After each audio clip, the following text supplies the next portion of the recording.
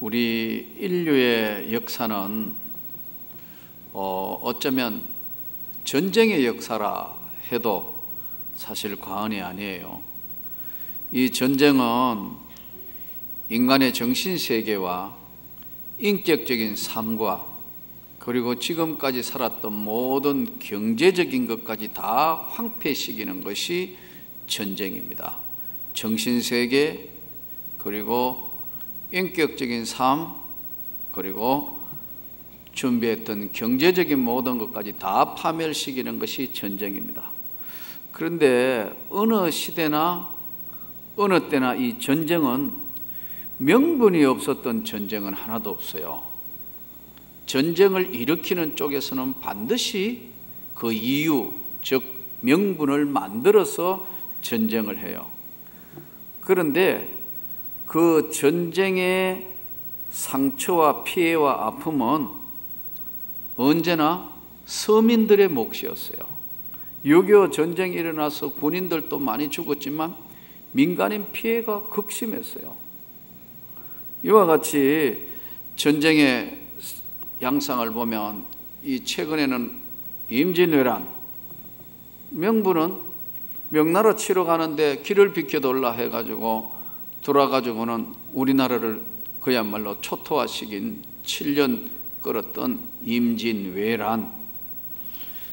유럽에는 히틀러가 2차 세계대전을 이루면서 게르만 민족의 우수성을 주장하면서 전 유럽을 나치, 그야말로 참 유럽을 그냥 전쟁의 도가니로 몰아서 긴 시간 동안 고통을 입습니다. 또 그 앞에는 나폴레옹 전쟁, 일본이 일으켰던 대동아 전쟁, 진주만 습격, 이거는 아시아를 해방시키겠다.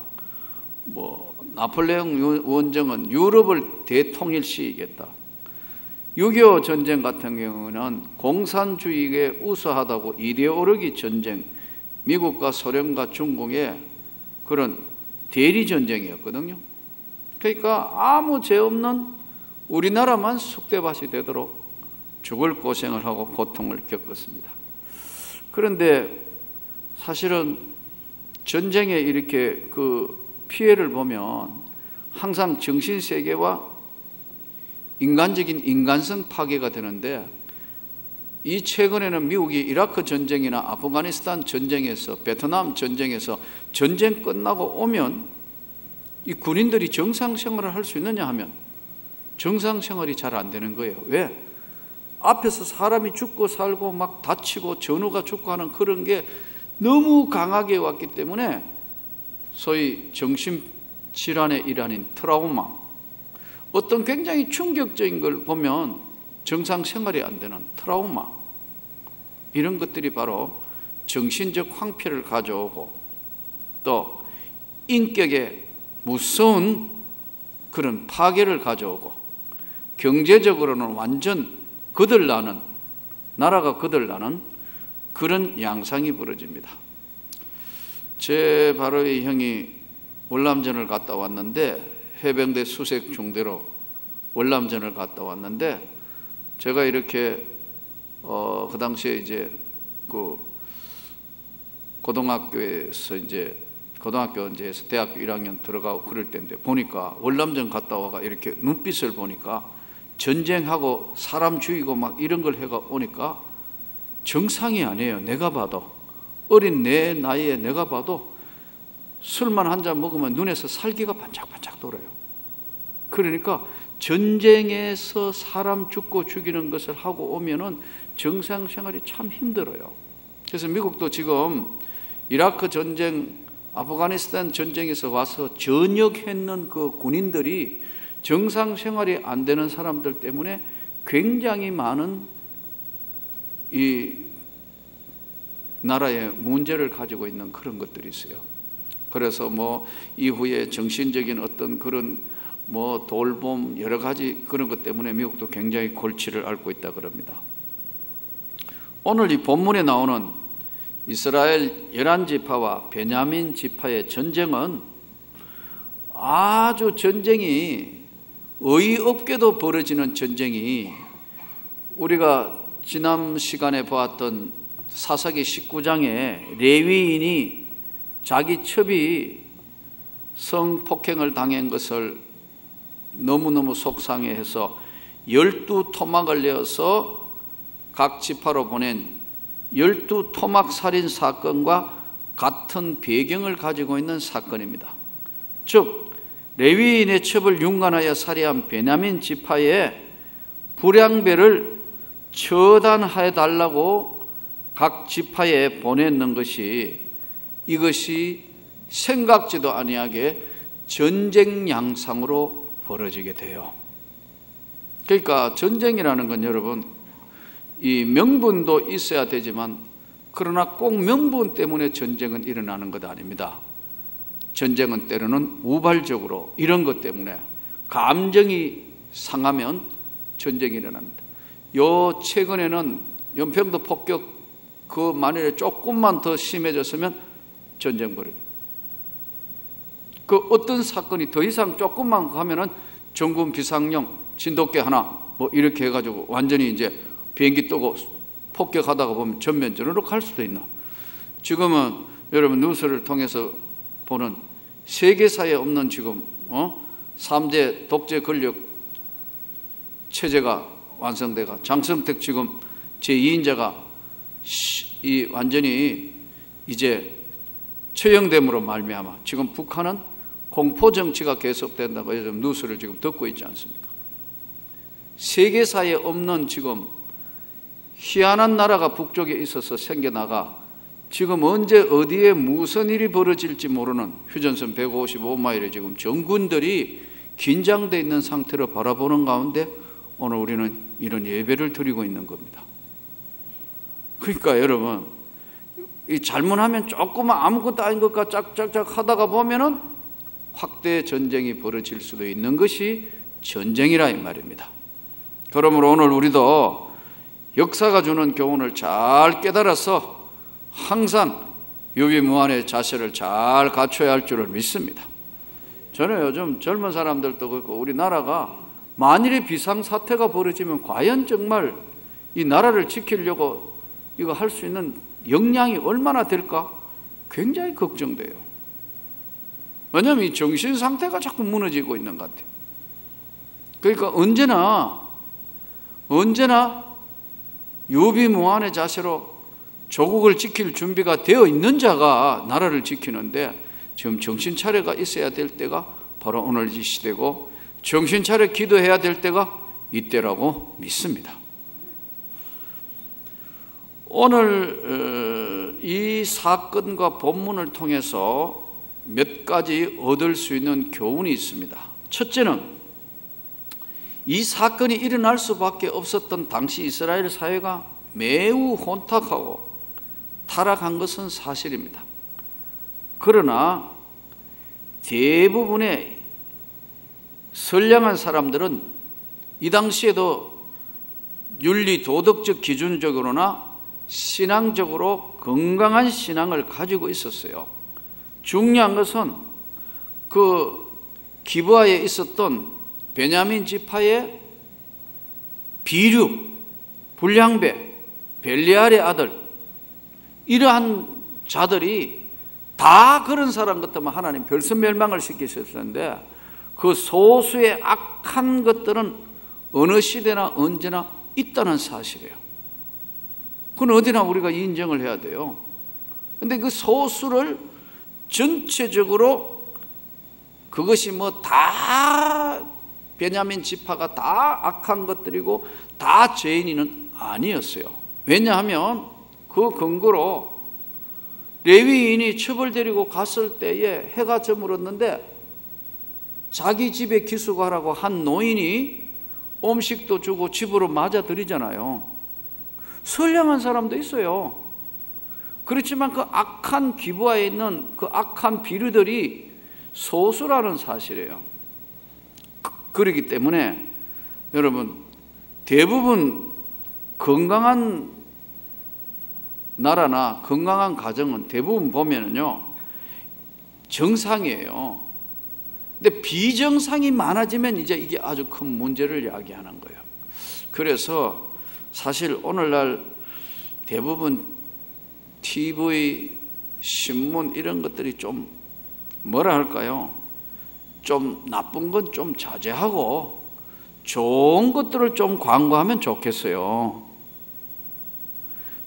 너무너무 자극적인 거, 나쁜 거 이런 것보다는 사실은 선량한 사람들, 선량한 일을 하는 사람이 더 많은데 이 나쁜 것들을 너무 많이 이제 강조하고 나타내다가 보니까 그 사회가 다 그런 것 같지만 아니란 말이에요.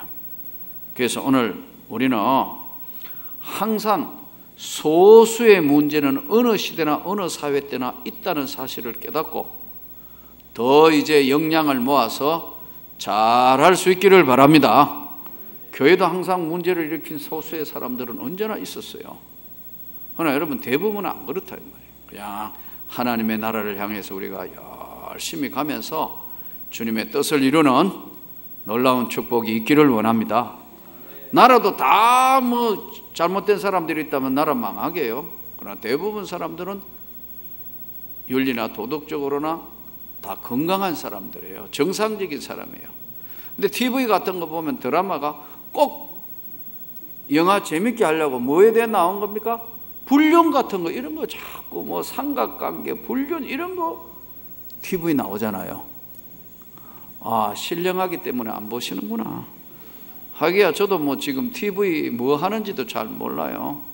하도 TV 드라마 같은 거 안 보니까 옛날에 뭐 드라마 뭐 이야기 하는데 내가 그게 뭐요? 하니까 막 웃더라고 사람들이. 전혀 그런 데 대해서 뭐 관심이 없으니까. 그러나 여러분 한 번씩 그 드라마나 영화에 비춰지는 거 보면 아주 재밌게 하기 위해서 그런 거 전부 보면 뭐 불륜이니 아니면 뭐 잘못된 그런 것들을 미화시키는데요. 그거보다 있는 그대로의 감동적인 것 이런 것들이 우리 사회에 참 필요하다 이런 얘기입니다. 그러므로 오늘 소수 때문에 전체를 매도하는 일이 없기를 바랍니다. 한국 교회도 마찬가지입니다.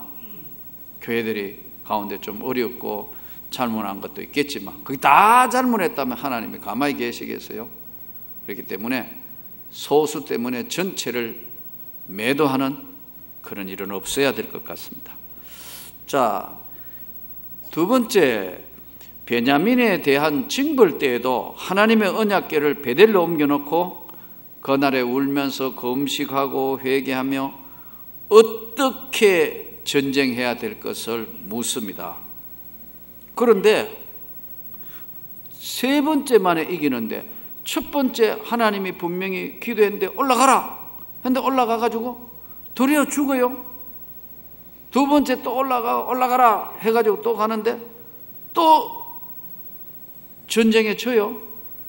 그러니까 그날은 언약궤 앞에서 다 울면서 하나님 어떻게 하면 됩니까? 어떻게 하면 됩니까? 막 눈물을 흘리며 금식하고 기도하니까 이번에는 내가 그들을 너의 손에 붙이리라. 그런데 결국은 베냐민 지파들이 이제 아주 강성한 지파고 베냐민 지파들은 산 쪽에 있었어요. 아주 이야기하면 전략 요충지라. 그러니까 밑에는 평지고 기브아 쪽이고 광야 쪽이고 이거 끌어내지 않으면 싸움하면 베냐민한테 이기기가 힘들어요. 이걸 지리적 전쟁 요건이라 이렇게 이야기해요. 지리적으로 베냐민이 아주 유리한 위치를 점령했어요. 요즘처럼 뭐 미사일이 날아가고 비행기가 날아가고 이런 때가 아니잖아요. 뭐 가서 창으로 찌르고 화살 쏘고 뭐 백병전 해야 되는 거 아니에요. 대부분 모든 전쟁이. 그러니 높은 데 전략 위치에 있으면 이기기가 쉽잖아요. 첫 번째 두 번째는 올라가라 해가 하나님 분명히 올라가라 해가 올라갔는데 가가지고 뭐 2만 5천 명 죽고 뭐 또 뭐 몇만 명 죽고 그래 되거든요. 근데 마지막에 세 번째 올라가라 내 손에 붙이리라 했는데 세 번째는 뭘 하느냐 하면 이스라엘 백성들이 베냐민 지파하고 전쟁할 때 직접 부딪히는 게 아니고 성에서 끌어내기 작전을 하는 겁니다. 이거 매복 작전이라 그러죠. 우리로 하게 막 끌어내는 겁니다.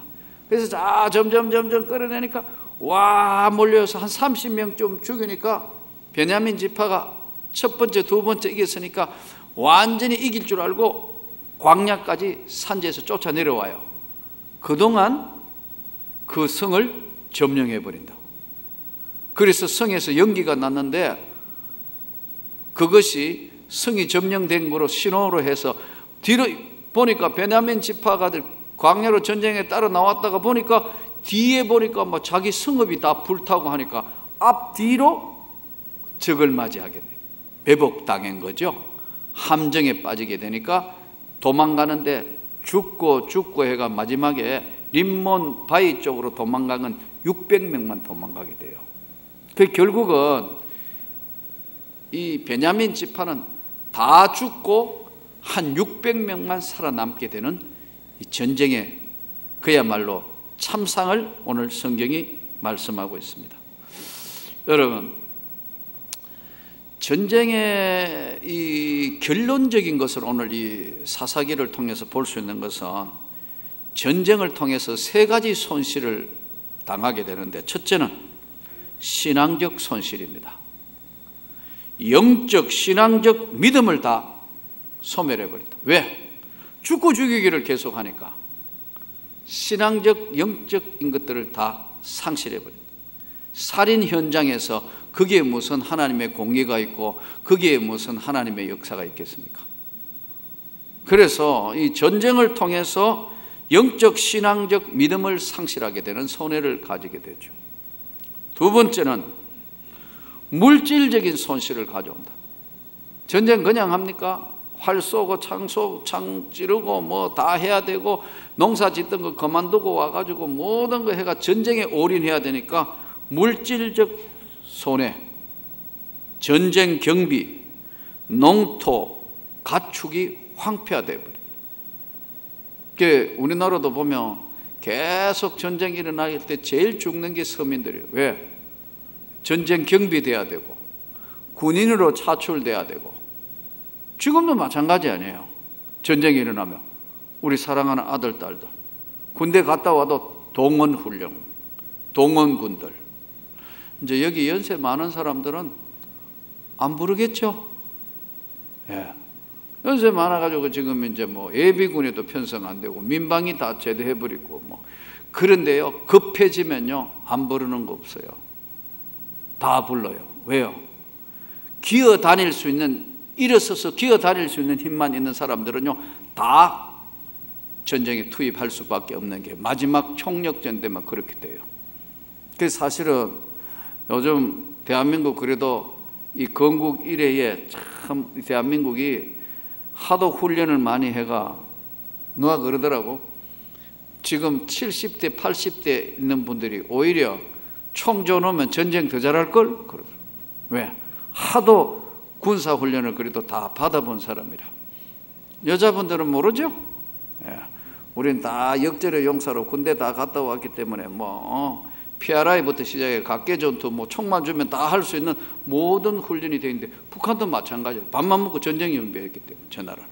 그러니까 만일에 전쟁이 벌어지면 이 땅이 어떻게 되겠냐는 거예요. 황폐화될 수밖에요.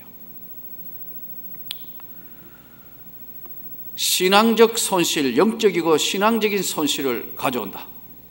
물질적인 손실을 가져온다. 1961년도 전쟁 끝나고 난 뒤에 10년 안에 대한민국이 1960년도에서 61년부터 63년, 65년까지요. 대한민국이 얼마나 가난한 나라냐면 세계 최빈국 중에 하나였습니다. 아프리카보다 더 못 살 때였어요. 1인당 국민 소득 63달러. 1인당 국민 소득 63달러였다니까. 이 대한민국이 60년대 초예요. 진짜 못 사는 나라예요. 얻어먹어야 원조 받아야 되는 거. 여러분 혹시 기억 없어요? 밀가루 포대 이렇게 유엔하고 미국 국회가 밀가루 포대 해가 화장지 없어가지고 밀가루 포대 그거 잘라가지고, 예? 시골에는요 오늘처럼 이런 화장지 없었어요. 한 40년, 50년 전에만 해도요, 다 어떻게 살았냐면 40년 몇 년 전만 하더라도요, 화장실 갔다 오고 집으로 해결했어요. 예. 그 조금 형편 좋은 사람들이 뭐 했냐면 신문지 잘라가지고 그거 했어요. 그래서 이거 이렇게가 부들부들하면 잘못하면 신문지가 구멍이 뻥 뚫힌다. 그게 화장지였어요. 그러니까 뭐 아프리카하고 크게 차이 날 게 뭐 있어요. 옛날 화장식은요, 수세식 없고 다 푸세식이었어요. 그런 나라였어요. 내 어릴 때 보면 저 앞산은 전부 민둥산이에요. 다 추우니까 겨울에는 나무 다 잘라가 해가지고 산이란 산은 다 민둥산이에요. 그러니까 홍수 나고 계속 그래서 식목일 때 나무를 심자 했잖아요. 그거 안 해본 사람들 같아요. 다 해봤잖아요. 왜요? 가난하니까 이거 방법이 없는 거 아니에요. 국민소득 63달러. 오늘 김종필 씨 참 이제 몸이 많이 아프셔가지고 김종필 씨가 그런 이야기 했더구만요. 88세라 그러대요. 예, 자기는 가정묘에 국립묘지에 묻히지 않고 가정배에 묻히고 싶다 그러면서 우리나라 이 가난한 나라가 경제력이 없으면 민주도 없다. 이 가난한 나라를 이만큼 잘 살게 된 건 축복이었다. 그런 이야기를 하더라고요. 여러분 그렇습니다. 그래서 이 전쟁은 절대로 우리 시대에 일어나서는 안 될 줄로 믿습니다. 하나님이 막아주시도록 기도해야 합니다. 여러분 다시 한번 전쟁이 일어나면 정말 비참해진다. 전쟁의 세 가지 손실은 신앙적이고 영적인 것에 손해가 나고 믿는 사람, 두 번째는 경제적으로 나라가 사회가 완전히 와야 된다. 세 번째는 분열된다. 전쟁이 일어났기 때문에 북한과 우리가 지금까지도 아직 휴전 상태입니다. 전쟁이 끝난 게 아니고 쉬고 있는 휴전 상태란 말이에요. 그러니까 한번 전쟁하고 나면은 굉장히 그 분열되고 싸웠던 건요, 한번 너무너무 강하게 싸웠던 건 다시 합해지는 것은 정말 쉽지 않아요.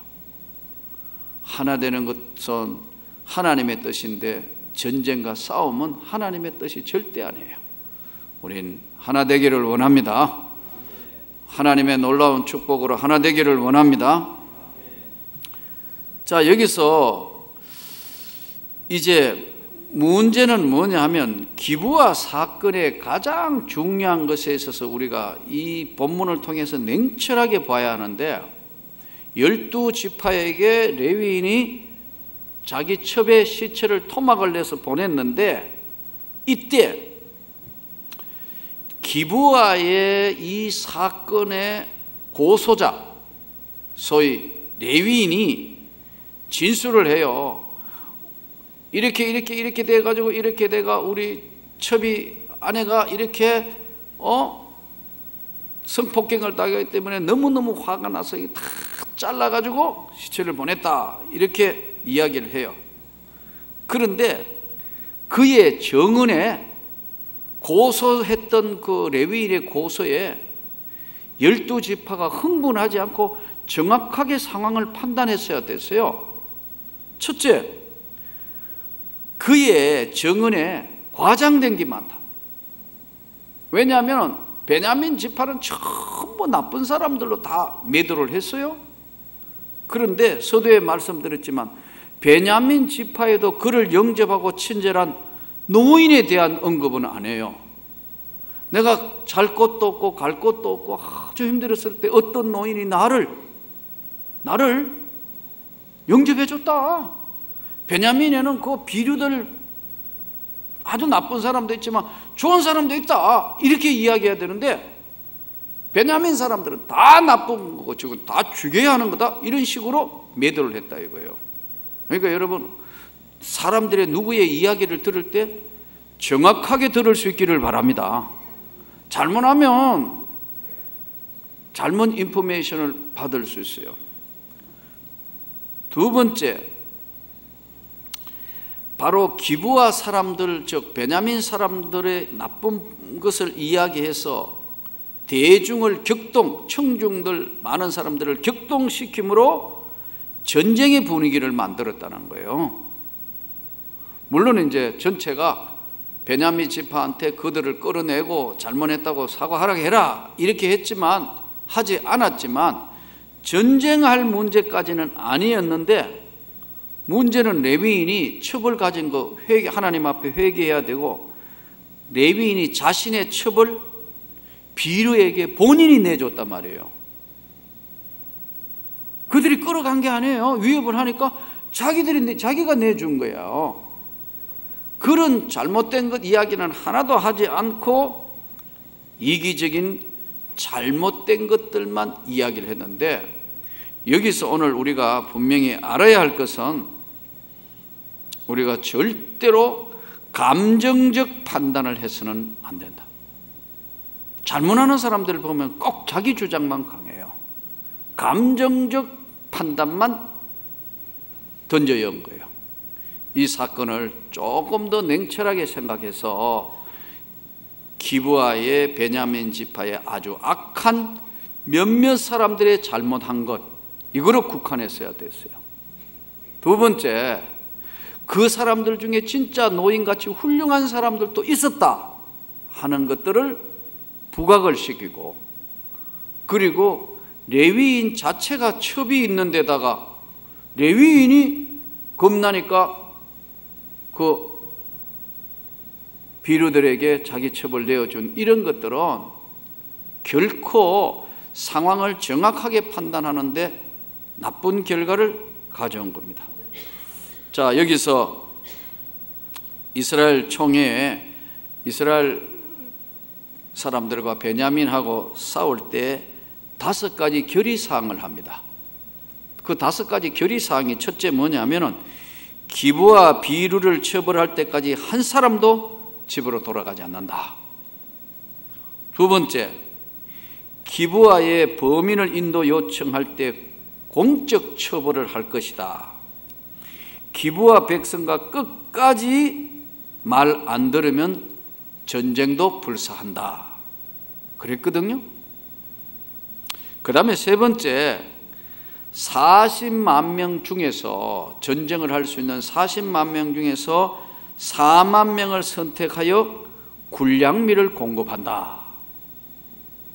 네 번째, 베냐민에게는 딸 시집을 절대로 이제 우리가 그런 자들하고는 피를 섞지 않는다 맹세를 해요. 21장 넘어가면 이제 1절에 그렇게 결의를 해요. 다섯 번째, 온 이스라엘의 총회 결의에 따르지 않는 자는 반드시 죽인다. 21장 5절.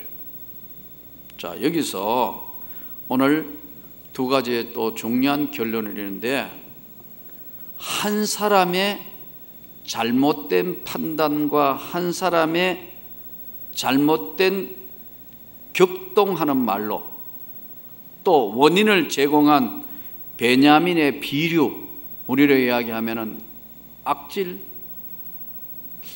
어떻게 표현해야 되는 거예요? 깡패, 벨리알의 자녀들, 그 성폭행했던 고자들만 처벌을 해야 되는데, 그것이 아니고 한 사람 레위인의 그 격분한 선동이 전쟁까지 가서 얼마나 죽었어요? 줄 잡아도 10만 명 이상 죽었어요. 여러분 한번 생각해 봐요. 10만 명이 죽으면 어떻게 돼요? 군인이 전쟁하는 칼들은 자가 2만 5천 명, 1만 5천 명, 뭐 2만 명 막 이렇게 죽으면 약 한 10만 명이 죽었다 합시다. 그러면 전쟁하러 나간 젊은 군인들이 10만 명 죽으면 어떻게 돼요? 그 군인은 다 누구의 아들이다. 지금 천안함 폭침 사건 때 1주기, 2주기, 주기 때마다 눈물을 흘리며 그 아버지 어머니가 가슴에 한이 맺혀 우는 거 보셨죠? 여러분 보세요. 그 몇 명 잘못했는 아주 악질들 그 몇 명 그 나쁜 짓 했는 거, 그리고 레위인, 잘못하는 레위인, 그 사람들이 격동시키니까 얼마나 큰 파장이 오는가 하는 거. 그러니까 여러분, 내부에 어떤 문제가 일어나더라도 우리는 하나 되어야 할 줄 믿습니다. 사람 선동하는 사람 선동해 버리면요, 막 나중에 감정 대 감정 싸움 벌어집니다. 나중에는 감당이 안 돼요. 나는 교회 안에 절대 이런 파벌이 없기를 바랍니다. 우리는 다 무슨 당이지요? 허허이 큰일 났네. 우리는 무슨 당입니까? 다 예수당입니다. 이거 정말 교회가 조심해야 합니다. 잘못하면 교회도 이런 붕괴에 쌓일 수 있고요, 잘못하면요, 심지어는 지금 여야가 싸우는 거 보세요. 싸움을 위한 싸움을 한다니까요. 이게 뭐냐 하니까 우리가 한두 사람들 때문에 절대로 이것을 대결 구도나 전쟁으로 해서는 안 된다는 교훈을 오늘 성경이 우리에게 주는 교훈입니다. 두 번째는요, 뿌린 대로 거둔다. 결국 베냐민 지파 보고 회개해라, 잘못했지 않냐, 끝까지 그 비류들을 감사하고 하니까요, 하나님이 베냐민 거의 지파가 멸족당할 뻔합니다. 600명만 살아남습니다. 베냐민 지파가. 나중에 그 600명도 없앨라 하다가 하나님께서 막으니까 결국 저들이 600명 놔두고 다른 데 있는 여자들을 이제 데리고 와가 베냐민 지파가 다시 이제 살아는 나는데, 여기서 그러면 오늘 마지막 이제 이 말씀을 통해서 우리가 배울 수 있는 교훈은, 싸움의 결과를 통해서 보는 것 보면 뿌린 대로 거두는데, 베냐민 자체의 방어 군사가 보니까 26,000명을 소집했어요, 성경에. 그 중에 700명 왼손잡이들이 아주 물맷돌에 능통한 자들이라. 오늘 이야기하면 아주 이제 전쟁 기술에 아주 능한 특수부대 사람들이다. 물맷돌을 던지면 정확하게 사람들한테 맞아서 기절하거나 죽게 만드는 그런 사람들이 700명이 있었다. 그런데 이스라엘 백성들은 40만 명이었다. 모았는데 베냐민은 26,000명 군사 소집했는데 700명이 아주 왼손잡이 물맷돌의 전문들이었다. 이스라엘 백성들은 40만 명을 소집을 했으니까 26,000대 40만 명, 이거 거의 15대 1이에요. 그렇죠? 15대 1의 전쟁인데, 왜 처음 전쟁에 이스라엘 백성들이 2만 명이 전사를 해요? 왜 싸움에 졌느냐? 2차전에는 1만 8천 명이 패배를 해요. 왜 그렇죠? 숫자에 의지했기 때문에. 하나님을 의지하고 전쟁이 하나님께 속한 것이라면 해야 되는데요, 전쟁은 여러분 숫자가 문제가 아니에요. 영적 싸움이나 무슨 싸우면은요, 독한 게 이긴다고. 숫자 의제가, 우리 숫자가 이만한데 절대 안 돼. 숫자가 문제가 아니다는 거예요. 여기에서 숫자에 의지하고 하나님과 또 자신의 아니만 생각했지 진짜 전쟁이 무엇인가를 저들은, 정말 리얼한 전쟁에 대해서 저들은 강구함이 없었다. 마지막에 울며 다 금식하며 하니까 29절에서 35절에 내일은 내가 그들을 내 손에 붙이리라. 도리어 이제 2만 5천 명이 베냐민 지파가 거의 소멸된다. 여기서 한 가지 확실한 것은, 여러분, 우리가 신앙생활 하는 것이나 사회생활이나 모든 것들은요, 대충이란 게 없습니다. 대충 되는 건 절대로, 우리 이만하니까. 그래서 제가 지금 염려하는 가장 큰 걱정이, 교회도 이제 진짜 큰일에 한국 교회를 위해서 뭔가 우리 교회도 한번 일을 해야 되고 세계 교회를 위해서 뭔가를 해야 될 시점에 왔는데, 예를 들어서 청소하자, 자 뭘 해보자, 기간도 이렇게 많고 한데요. 나 아니라도 할 사람 많은데, 나 아니라도 할 사람 많은데, 기도하자 해도 나 아니라도 할 사람 많은데, 뭐 하자 하면 나 아니라도 할 사람이 있다 생각하는 거예요. 40만 명 모아놓으니까 아이고 뭐 어떻게 해도 저 정도는 그냥 숫자로 밀어붙여도 안 이기겠냐? 못 이긴대. 금나라 120만 대군이 징기스칸 10만 명한테 여러분 그야말로 완전 참패당해서 그야말로 패배를 해도 아주 처절하게 패배합니다. 징기스칸 10만 명은요 기병대일 뿐만 아니라 목숨을 걸고 옵니다. 전쟁할 때마다 자기 가족들 뒤에 데리고 오는 거야. 내가 만약 주면 내 가족들 다 죽고 볼모로 잡히고 노예로 가는데 그럼 어떻게 되겠죠? 전쟁에요? 목숨을 끊는 거야. 내가 죽고 내가 물러서면 내 가족과 양떼는 다 죽는다. 이게 징기스칸 전쟁법입니다. 패배할 수가 없지. 왜? 가족이 죽는데 여러분 목숨을 걸은 것한테는 이길 수가 절대 없어요. 그래서 이 소수라도 우리가 알아야 될 것은 이 소수라도 신앙생활이 바로 영적 전쟁이에요. 그래서 앞으로도 나는 우리 교회가 이제는 정말 한번 내적으로 단합을 해서 한국 교회를 위하여 일할 때라고 믿습니다. 한번 세계 교회에 뭔가 우리 한국 교회에 그런 선도하는 큰 역사를 한번 하나님의 영광을 위해서 본격적으로 세계 선교에 뛰어들어야 할 것이고 또 더 많은 일들을 이 지역에 감당하기 위해서 이제 나는 나이도 들었는데 나는 뭐 이런데 그러지 않습니다. 그러면 우리는 꼭 이스라엘하고 똑같아질 겁니다. 그러므로 이제 오늘 이 교훈을 잘 살려서 어떤 일이든지 작은 일이든지 큰 일이든지 다 하나 되기를 원합니다. 나 아니면 절대 안 된다. 이번에 전국 장로회 행사를 하면서 지난번에도 말씀드렸듯이 가능성을 보았다. 우리 명문교회도 단합만 되면 무엇이든지 할 수 있는 역량을 갖추었다.